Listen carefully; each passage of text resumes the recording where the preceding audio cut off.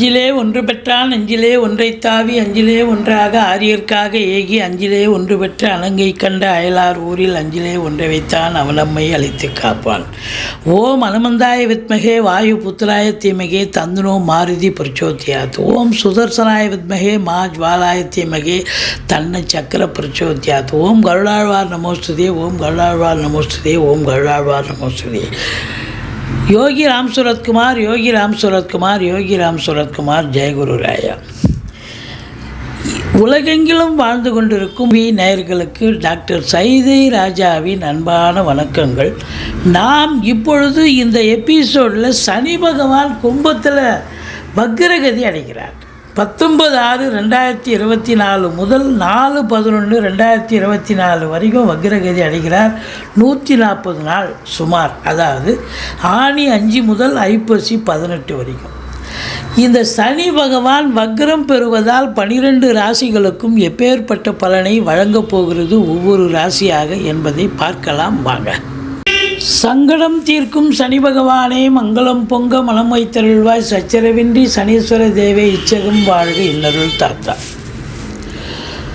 சனி பகவான் அப்படின்னு சொன்னாலே நிறைய பேருக்கு ஒரு அலர்ஜி மாதிரி, ஐயோ ஒரு பயம், சனி பேச்சு நமக்கு பிரச்சனை ஆகிடுமோ அப்படிங்கிற ஒரு நிலையில் தான் நிறைய பேர் இருக்காங்க. ஆனால் குரு பேச்சினாலே ஒரு சந்தோஷமாக இருக்காங்க அப்படிங்கிறத பார்க்க முடியுது. சனி பகவான் பொறுத்தவரையிலையும் இப்பொழுது கும்பத்தில் இருக்கார்.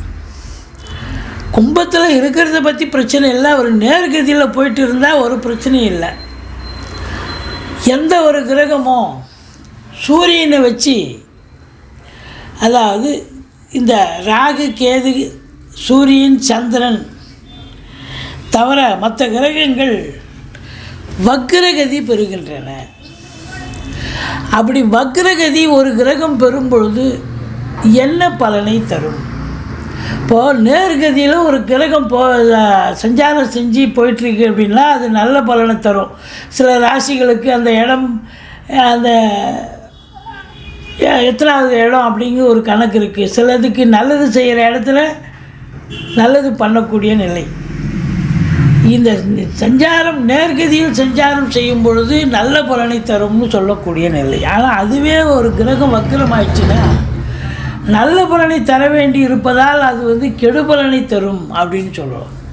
ரிவர்ஸில் ரெட்ராக்ரேட் அப்படின்னும்போது ரிவர்ஸில் வரும்போது அந்த கிரகம் கெட்ட பலனை தரும். அதாவது ராகு கேது பயிற்சி, சனி பயிற்சி, குரு பயிற்சி, எல்லா பயிற்சியும் சொல்கிறீங்க சரி, இது என்னங்க வக்ர பயிற்சி அப்படின்னு நீங்கள் கேட்கலாம்.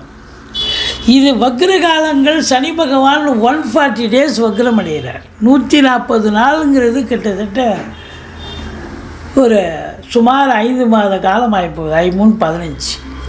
இப்போ அந்த 5 மாதம், அந்த 140 நாட்கள் சுமாருக்கு இந்த கிரகம் சனி பகவான் ஒவ்வொரு ராசிக்கும் எப்பேற்பட்ட பலனை வழங்குவார் அப்படிங்கிற ஒரு நிலைக்கு தான் நம்ம சொல்லியிருக்கோம். இந்த சனி பகவான் வக்ரம் அடையும் தேதி 19/6/2024 சதய நட்சத்திரம் 3ஆம் பாதம் சென்றுட்டுருக்கு. ஆனி மாதம் 5ஆம் தேதி வக்ரம் அடைகிறார். புதன்கிழமை மாலை சுமார் 3:09 மணி அளவில். இந்த வக்ரம் 140 days வக்ரம் அடைஞ்சு பலனை தரார் அப்படின்னும்போது யாருக்கெல்லாம் இந்த சனி பகவான் கெடுபலன் தராரோ அவங்களுக்கெல்லாம் நல்ல பலன் தருவார் அப்படிங்கிற ஒரு நிலை. யாருக்கெல்லாம் பார்த்தீங்கன்னாக்கா இந்த சனி பகவான் 3/6/11 கோச்சார ரீதியாக ஒரு ராசிக்கு சஞ்சாரம் செய்யும்போது அற்புதமான பலனையும் வாரி வழங்குவார். அப்போ அதுவே ரெட்ராக்ரேடு வக்ரமாகி போச்சுன்னா அப்போ ஆப்போசிட்டு பலன், எதிர்மறை பலனை தரக்கூடிய நிலை. சரி, இந்த சனி பகவான் வக்ர நிவர்த்தி எப்போ அடைகிறார் சாமி அப்படின்னா 4/11/2024 திங்கட்கிழமை மாலை சுமார் 3:20 சதய நட்சத்திரம் 1ஆம் பாதத்தில் ஐப்பசி 18ஆம் தேதி வக்ர நிவர்த்தி பெறுகிறார். இந்த சனி பகவான் பொறுத்தவரையிலையும் 3, 6, 11 ஆகிய இடங்களுக்கு வரும்பொழுது அற்புதமான பலன்களை வாரி வழங்கும்னு சொல்லியிருக்கோம். இப்போது சிலருக்கு இந்த சனி பகவான் கெடுபலனை தருகிறார் என்று உதாரணமாக எடுத்துக்கொண்டால் கடகராசிக்கு 8ஆம் இடத்துல அஷ்டமத்தில் சனி. இப்போது சனி ரெட்ராகிராட் ஆகிட்டார், வக்ரம் அடைஞ்சிட்டார். என்ன பலனை தருவார்? மைனஸ் இன்ட்டு மைனஸ் ப்ளஸ் அப்படின்னு சொல்லிடலாம். அவர் முன்வீட்டு பலனை தருவார். 7 இருந்தால் என்ன பலனோ அந்த பலன். ஆனால் அஷ்டமத்து சனியினுடைய பலன் கண்டிப்பாக இருக்காது அப்படின்னு ஒரு உதாரணத்துக்கு நம்ம சொல்ல முடியும். சரி, இந்த 19/6/2024 அன்று கிரகங்களுடைய நிலைகளை பார்ப்போம். மற்ற கிரகங்கள்: செவ்வாய் பகவான் மேஷத்தில், குரு பகவான் ரிஷபத்தில், சூரியன் புதன் சுக்கிரன் மிதுனத்தில், கேது பகவான் கன்னியில், சந்திர பகவான் விருச்சிகத்தில், சனி பகவான் கும்பத்தில், ராகு பகவான் மீனத்தில் சஞ்சாரம் செய்கிறார் இந்த 19/6/2024.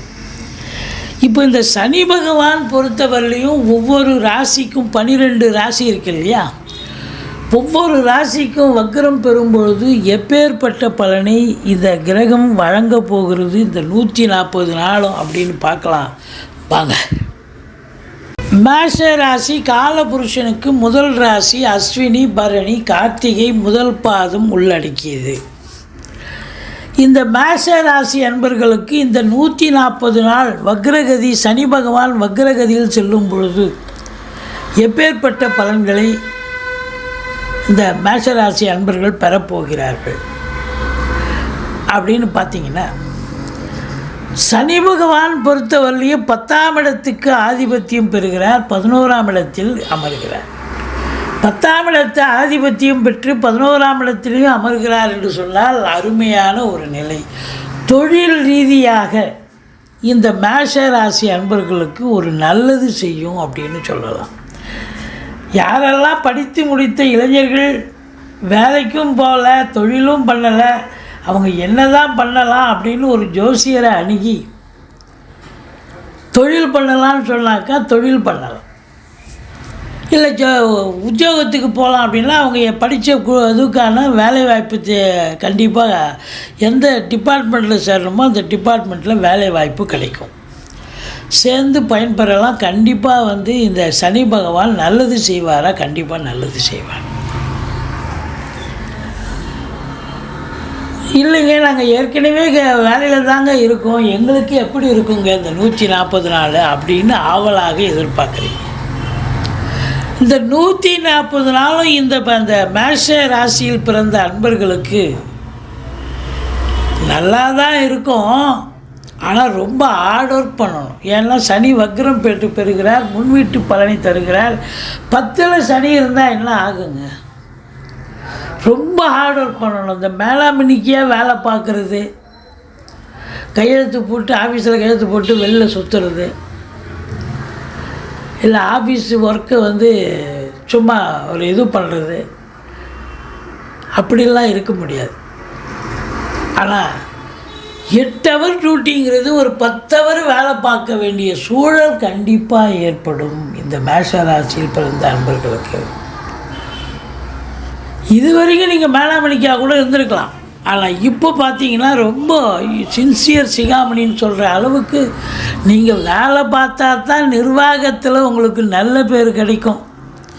இல்லை அவப்பெயர் இல்லாமல் நல்ல ஓரளவுக்காக தப்பிச்சுக்க முடியும். நிர்வாகம் என்ன சொல்கிறதோ,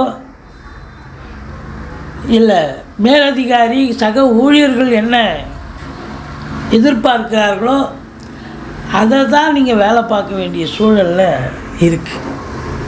அதனால் ரொம்பவும் எச்சரிக்கையாக இருக்கணும். ஒரு கம்பெனியில் வேலை பார்க்குறீங்க, இல்லை ஒரு அலுவலகத்தில் வேலை பார்க்குறீங்க, நீங்கள் எந்த ஒரு அரசு துறையில் இருக்கிறீங்க, எந்த இதில் வேலை பார்த்தாலும் இது நாள் வரைக்கும் இல்லாத ஒரு கெடுபிடி, ஒரு டென்ஷனான ஒரு வேலையில் ஒரு டென்ஷன் இருக்கும், அவஸ்தை இருக்கும், ப்ரெஷர் இருக்கும் அப்படின்னு சொல்லலாம். இந்த மேஷ ராசியில் பிறந்த அன்பர்களுக்கு இந்த 140 நாள். அதனால் நீங்கள் முன்னெச்சரிக்கையாக ரைட், இந்த 140 நாளும் நம்ம மேலாமணிக்காக இருக்க முடியாது, ரொம்ப 8 ஹவர் டியூட்டினா 10 ஹவர் வேலை பார்க்க வேண்டிய சூழல் வரும் அப்படின்னு நீங்கள் முன்னேற்பாடாக நீங்கள் தயாராகிட்டீங்கன்னு சொன்னால் ஓரளவுக்கு எது ஒன்றுமே நம்ம மனசு தாங்க காரணம்.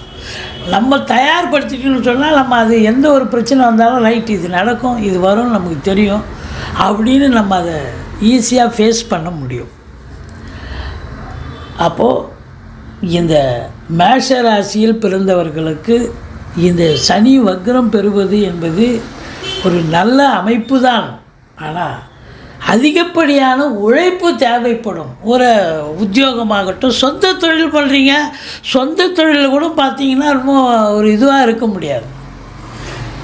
என்ன இவ்வளோ வேலை இருக்குது, ரொம்ப வேலை, ஏகப்பட்ட வேலை இருக்குது. காலையில் போகிறோம், நைட்டு சாயந்தரம் வந்துடுவோம், நைட்டு ஆகுது, அப்போ கூட கச்சா முச்சான்னு வேலைங்க அப்படியே இருக்குது, எதையுமே ஒழுங்காக செய்ய முடியல, திருப்தி இல்லை அப்படிங்கிற அளவுக்கு வரும்.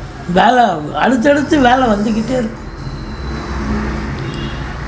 அதாவது சனி 10ல் இருந்தால் உழைப்பு, அதிகப்படியான உழைப்பு தேவைப்படும். ஆனால் இன்புட்டு எவ்வளோக்கு எவ்வளோ இருக்கோ அவ்வளோக்கு அவ்வளோ அவுட்புட்டு கண்டிப்பாக கிடைக்கும். ஒன்றும் பயப்பட வேண்டாம். இந்த மேஷ ராசியில் பிறந்தவர்களுக்கு இந்த 140 நாளும் நிச்சயமாக ஒரே ஒரு மைனஸ் பாயிண்ட்லாம் என்னன்னா அதிகப்படியான உழைப்பு. இப்போ டென்ஷன், வேலையில் டென்ஷனு, அவஸ்தை, ப்ரெஷரு, மேலிடத்துல டார்ச்சரு இப்படிங்கிற ஒரு நிலை இருந்தால் இருக்குமே ஒழிய, ஆனால் வேலை நல்லபடியாக போகும், ஒன்றும் அதில் ஒன்றும் மாற்றுக்கிறதுக்கு இடமில்லை. சரி, இந்த 140 நாளும் மற்ற கிரகங்கள் எப்படி இருக்கின்றன? குருவை எடுத்துக்கலாம் வாங்க. குரு உங்களுக்கு 2ஆம் இடத்தில் இருக்கார், சூப்பராக இருக்கார். இப்போ தனகாரகன் தனஸ்தானத்தில் இருந்தால் தன பிராப்தி உண்டு. அப்போது இந்த மேஷ ராசியில் பிறந்தவர்களுக்கு எது எப்படி இருந்தாலும் பொருளாதார ரீதியாக உங்களுக்கு பெரிய வளர்ச்சி தானே ஒழிய ஒரு தேக்கமோ வீழ்ச்சியோ நிச்சயமாக இல்லை. நல்ல வளர்ச்சி இருக்கும் கண்டிப்பாக. பெரிய லெவலில் எதிர்பார்த்ததை விட ரெட்டிப்பு வருமானம், ரெட்டிப்பு சந்தோஷம், குடும்பத்தில் அமைதி, நிம்மதி, சந்தோஷம், குதூகலம் ஏற்படக்கூடிய காலம். உங்கள் சொல்லுக்கும் செயலுக்கும் மதிப்பு, மரியாதை கண்டிப்பாக கிடைக்கும். இந்த குரு 2ஆம் இடத்தில் இருக்கிறது அதாவது குடும்ப மேன்மை, பொருளாதார மேன்மையை காட்டுகிறது. வாக்கினை தொழிலாக கொண்டு செயல்படக்கூடிய இந்த மேஷ ராசியில் பிறந்தவர்களுக்கு வாக்கு பலிதம், வாக்கு சித்தி, அதாவது நீங்கள் பேசுறதெல்லாம் ரொம்ப கரெக்டாக இருக்குதுங்க. அதாவது ஒரு வழக்கறிஞராக இருந்தால் அவர் ஆர்குமெண்ட் பண்ணி ஜெயிக்கக்கூடிய ஒரு தருணம் அப்படின்னு சொல்லலாம். மற்றபடி இந்த குரு பார்வை கோடி நன்மை. 6ஆம் இடத்தை குரு பார்க்க போகிறார். வெளிநாட்டு பயணம் அனுகூலத்தை தருமா? கண்டிப்பாக அனுகூலத்தை தரும். எதிரிகள் ஓடி ஒளிவார்கள். கடன் சுமை படிப்படியாக குறையும். கோர்ட்டில் கேஸ் எதாக இருந்தால் சாதகமாக தீர்ப்பு வரும். மற்றபடி கடன் சுமை இருக்காது. இருந்தால் புதுசாக கடன் வாங்கிங்க. மற்றபடி 8ஆம் வீட்டை குரு பார்ப்பது என்பது திடீர் அதிர்ஷ்ட வாய்ப்புகள் தேடி வரும். வரா கடன்கள் வசூலாகும். இன்சூரன்ஸ் பணம் கிளைம் ஆகி கைக்கு வரக்கூடிய ஒரு காலகட்டம். வாரிசு இல்லாத குடும்பங்களுக்கு உங்களை வாரிசாக நியமித்து அவங்களுடைய சொத்து நகை நட்டு லிக்விட் கேஷ் உங்கள் பெயருக்கு மாற்றி எழுதக்கூடிய விபரீத ராஜயோகம். வரா கடன்கள் வசூலாகும். அதுதான் ரொம்ப இம்பார்ட்டண்ட். அடுத்தது பார்த்திங்கன்னா 10ஆம் இடத்தை குரு பார்க்குறார். அதனால் புதுசாக தொழில் துவங்குறவங்களுக்கு பெரிய ஒரு அனுகூலமான ஒரு காலகட்டம். ஏற்கனவே தொழில் பண்ணுறவங்களுக்கும் சிறப்பான ஒரு அமைப்பு. இந்த குரு பகவான் நல்ல சம்பாத்தியத்தை ஏற்படுத்துவார்.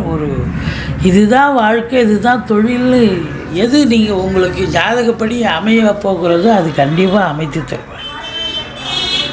பட்டங்கள் பதவிகள் தேடி வரும். ட்ரான்ஸ்ஃபர், ப்ரமோஷன், இன்க்ரிமெண்ட் இதெல்லாம் எதிர்பார்க்குறவங்க, ப்ரமோஷனுக்காக காத்திருக்கிறவங்களுக்கு ப்ரமோஷன் இதெல்லாம் கண்டிப்பாக கிடைக்கும். சிறப்பான காலம், அற்புதமான காலம் இந்த ராகு பொறுத்தவரையிலையும் 12 இருக்கார். இந்த மேஷ ராசியில் பிறந்தவங்க பெரும்பாலும் பார்த்திங்கன்னா வெளிநாட்டுக்கு போகணும்னு அவங்க ஜாதகத்தில் அமைப்பு இருக்குன்னா இந்த காலகட்டத்தை பயன்படுத்தி கொள்ளுங்கள். வெளிநாட்டுக்கு போக முடியுமா? அந்நிய பொருளாதாரம் வீடு தேடி வரப்போகிறது. உள்நாட்டு வாணிபம், வெளிநாட்டு வாணிபம், ஏற்றுமதி இறக்குமதியாளர்கள், ஷேர் மார்க்கெட்டில் இன்வெஸ்ட் பண்ணுறவங்க, ஸ்பெக்குலேஷன் பண்ணுறவங்க, ஆன்லைன் பிஸ்னஸ் பண்ணுறவங்க, ஹோட்டல் பிஸ்னஸ் பண்ணுறவங்க, இவங்களுக்கெல்லாம் சிறப்பான காலகட்டம். அங்கேயே குடியுரிமை வாங்க போகிறோம், அதுக்காக முயற்சி பண்ணுறோம், கண்டிப்பாக கிடைக்கும். அப்போது இம்போர்ட்டட் எக்ஸ்போர்ட் பிஸ்னஸ் பண்ணுறவங்க, எலக்ட்ரானிக்கல் கூட்ஸு, கம்ப்யூட்டர், லேப்டாப் போன்ற கருவிகள் தயாரிப்பாளர்கள், உற்பத்தியாளர்கள், அதை பயன்படுத்தக்கூடியவர்கள் அத்தனை பேர்களுக்கும் அற்புதமான காலம். வெளிநாடு போயிட்டீங்கன்னு சொன்னால் நிச்சயமாக அந்த மேஷராசி அன்பர்களுக்கு அற்புதமான காலமே. நல்ல சம்பாத்தியம், ரெட்டிப்பு சம்பாத்தியம் இருக்கும். சரி, இந்த சனி பகவான் பார்வையினுடைய நிலை எப்படி இருக்கும்னா மேஷத்தை பார்க்க போகிறார். இந்த மேஷ ராசியை சனி பகவான் பார்க்குறதால மந்திரிச்சு விட்ட மாதிரியே இருப்பீங்க, டென்ஷனாக இருப்பீங்க, பரபரப்பாக இருப்பீங்க. சில பேருக்கு ஜாதகத்தில் தசாபுத்தி சிறப்பாக இல்லைன்னா ஒரு அசிங்கம், அவமானங்கள் கூட ஏற்படலாம். தேக ஆரோக்கிய குறைவு ஏற்படலாம். அதனால் இந்த ராசியை சனி பார்க்குறதால எச்சரிக்கையாக இருங்க. சனி பகவானை வழிபாடு செய்து கொள்ளுங்கள். அடுத்தது 5ஆம் வீட்டை சனி பார்க்குறார். இந்த சனி பார்க்குறதால என்னன்னா பூர்வீகத்தில் ஏதாவது ஒரு பிரச்சனை புதுசாக கிளம்பும். அந்த பிரச்சனை அப்படின்னும் பொழுது பார்த்திங்கன்னா நீங்கள் குலதெய்வ வழிபாடு உங்களை காப்பாற்றும். தலைக்கு வர்றது தலைப்பாயோட போகும். பிள்ளைகளுக்கு இடர்பாடுகள் வரலாம். பிள்ளைகளுக்கு படிக்கிற இடத்துல ஏதாவது இடர்பாடுகள் வரலாம். உங்களுக்கு 5ஆம் இடம் சந்தோஷமே இருக்காது. ஏதோ ஒரு மாதிரி, என்னங்க ஒரு மாதிரி இருக்கீங்களே அப்படின்னு கேட்குற அளவுக்கு இருக்கும் இந்த மேஷ ராசியில். எல்லாம் 5ஆம் இடம் சந்தோஷமான இடம். அந்த இடத்த போய் சனி பார்க்குறாருன்னா சந்தோஷம் என்பது இருக்காது. குழந்தை பாக்கிய தடை ஏற்படும். அதுக்காக முயற்சி பண்ணுறவங்களுக்கு பூர்வீக சொத்து இந்த காலகட்டத்தில் சில பிரச்சனைகளை சந்திக்க வேண்டிய சூழ்நிலை வரும். அது தற்காலிகமாக சும்மா வேறு யாராவது ஒருத்தர் வேணும்னே ஆட்டையை போடுறதுக்கு கூட ட்ரை பண்ணுவாங்க. சட்ட ரீதியாக பார்த்தா அப்புறம் நீங்கள் தான் ஜெயிக்கக்கூடிய நிலையோடு வரும். அப்படி இருக்கும்போது சில பிரச்சனைகள் சும்மா தேவையில்லாத சில டிஸ்டர்ப் வரும். அதே போல் உங்களுக்கு பார்த்திங்கன்னு சொன்னால் 8ஆம் வீட்டை சனி பார்க்குறதால ஒரு சிலருக்கு தேக ஆரோக்கிய பிரச்சனை, அசிங்கம், அவமானங்கள் ஏற்பட்டும். குடும்பத்தில் வயசானவங்களுக்கு உடம்பு முடியாமல் போய் அப்புறம் மருத்துவ செலவு ஏற்பட்டு அது சரியாகக்கூடிய சூழ்நிலை ஏற்படும். இருந்த போதிலும் இந்த மேஷ ராசியில் பிறந்த அன்பர்களுக்கு ஒன்றும் பயப்படாதீங்க. சனி பகவானை வழிபாடு செய்யுங்கள். நிச்சயமாக ஒரு ஹார்ட் ஒர்க் பண்ணணும், ஒரு சின்சியாரிட்டி, டெடிகேஷன் தான் இருக்குமே பண்ணணுமே ஒழிய மற்றபடி நெகட்டிவாக எதுவும் ஒன்றும் பெருசாக பயப்பட வேண்டாம். நன்றி.